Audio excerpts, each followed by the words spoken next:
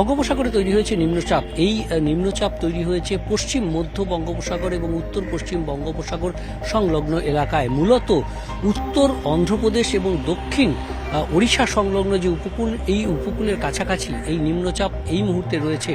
এই নিম্নচাপ ক্রমশ উত্তর পশ্চিম দিকে এগোবে এবং ওড়িশা উপকূলের কাছাকাছি চলে আসবে, আর তাই ওড়িশাতে ভারী বৃষ্টির সম্ভাবনা রয়েছে। তবে বাংলাতেও এর প্রভাব পড়বে।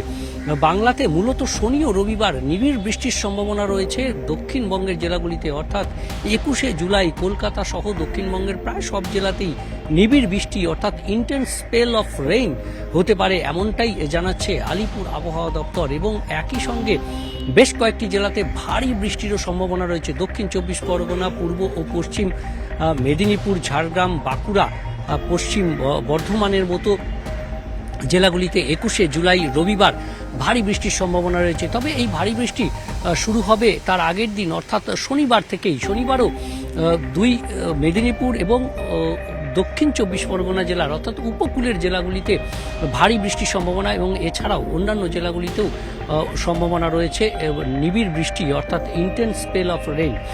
বাকি এই যে নিম্নচাপের প্রভাব আগামীকাল থেকেই উপকূলে দেখা যাবে এবং বজ্রবিদ্যুৎ সহ বৃষ্টির পরিমাণ বাড়বে। কলকাতাতে আগামীকাল বজ্রবিদ্যুৎ সহ বৃষ্টির সম্ভাবনা রয়েছে এবং তারপর থেকে সোমবার পর্যন্ত দক্ষিণবঙ্গের সব জেলাতেই বজ্রবিদ্যুৎ সহ হালকা থেকে মাঝারি বৃষ্টির সম্ভাবনা রয়েছে। আর এর ফলে সমুদ্র উত্তাল হবে।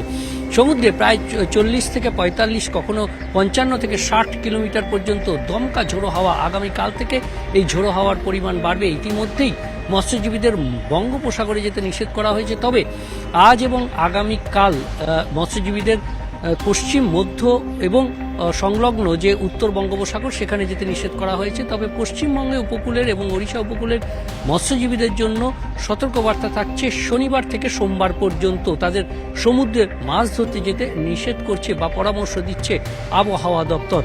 উত্তরবঙ্গেও একইভাবে বৃষ্টি আজ এবং আগামীকাল অর্থাৎ শুক্রবার পর্যন্ত বৃষ্টি কম থাকলেও শনিবার থেকে বৃষ্টি কিছুটা বাড়বে এবং ভারী বৃষ্টির সম্ভাবনা রয়েছে 2-3 জেলাতে। তবে ওপরের দিকের 5 জেলাতেই বিক্ষিপ্তভাবে বৃষ্টির সম্ভাবনা থাকছে আগামী কয়েকদিন।